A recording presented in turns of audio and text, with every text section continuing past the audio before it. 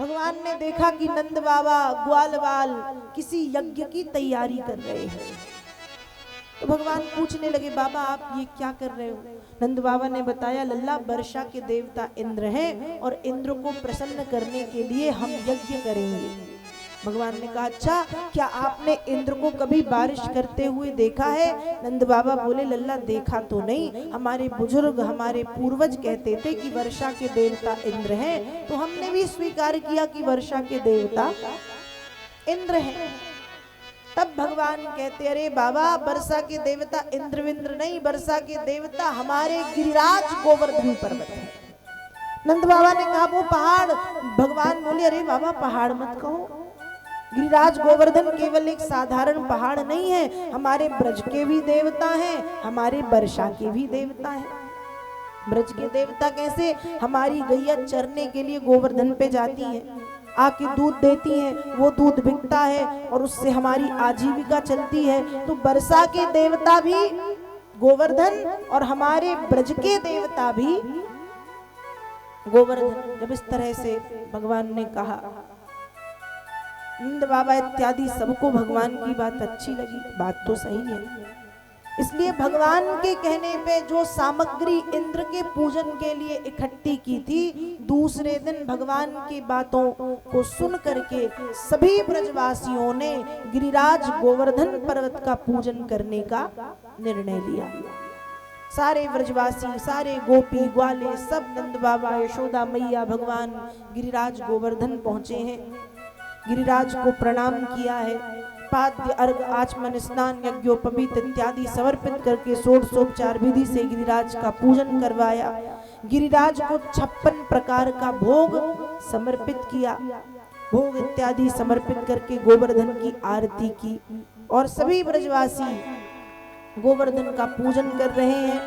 56 भोग जो जो अपने अपने घर से लेके आए थे सब गिरिराज को भोग लगाया है और इस तरह से पूजन इत्यादि करके सब अपने अपने घर वापस लौट आए। इंद्र को जब यह बात पता चली कि मेरा पूजन छोड़ के ब्रजवासियों ने गिरिराज गोवर्धन का पूजन किया है, जैसे ही यह बात पता चली उस समय इंद्र ने प्रलय के समान संसार को डुबा देने वाले बादलों को आज्ञा दी कि वर्षा करके वृंदावन को डुबा दो। हाथी के सूंड के समान भयंकर मोटी मोटी धाराएं ब्रज में गिरने लगी, बारिश होने लगी, बादल गरजने लगे, हवाएं चलने लगी, बिजली चमकने लगी और इंद्र स्वयं ऐरावत हाथी पर बैठ करके अपने वज्र से प्रहार करने लगे। उस समय सभी ब्रजवासी भागते हुए भगवान कृष्ण के पास पहुंचे।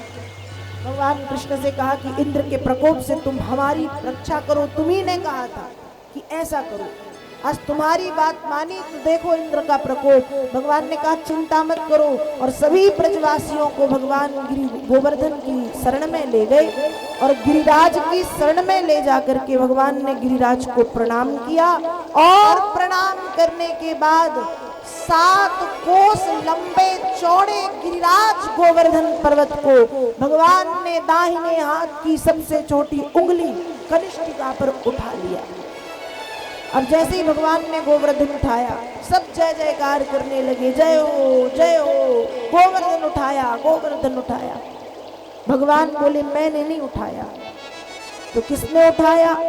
कछु माखन को बल बढ़ो, कछु गोपिन करे सहाय, श्री राधा जू की कृपा से मैंने गिरिवर लियो उठाया। भगवान क्या बोले? मैंने नहीं उठाया। कछु माखन को बल बढ़ो, कुछ बल जो माखन मैंने खूब खाया, मेरी मैया ने, मेरी गोपियों ने मुझे खिलाया, कुछ सहायता मेरी माखन ने की है।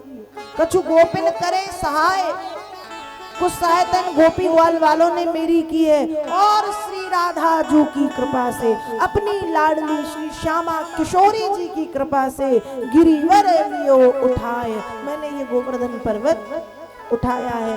भगवान ने गोवर्धन उठाया और 7 दिनों तक बिना कुछ खाए पिए 7 कोस लंबे चौड़े, मतलब 21 किलोमीटर लंबे और चौड़े गिरिराज गोवर्धन पर्वत को भगवान ने उठाया, उठाए रहे। वर्षा करते करते बादलों का जल समाप्त हुआ। वज्र फेंकते फेंकते इंद्र के हाथ भी थक गए। इंद्र आदि देवताओं को जब ज्ञान आया, बारिश रुक गई, भगवान ने गोवर्धन ज्यों के त्यों रखे। ब्रजवासी अपने अपने घर चले गए। यहाँ इंद्र आदि देवता आए, तब कामधेनु गौ के दूध से, आकाश गंगा के जल से भगवान का अभिषेक कराया और इंद्र आदि देवताओं ने फिर गोविंद और गोपाल कहकर के भगवान की प्रार्थना की, क्षमा मांगी और वहां से चले गए। इस तरह से भगवान ने गोवर्धन उठा करके गिरिराज गोवर्धन पर्वत की महिमा का विस्तार किया है और इंद्र के अभिमान को समाप्त किया है।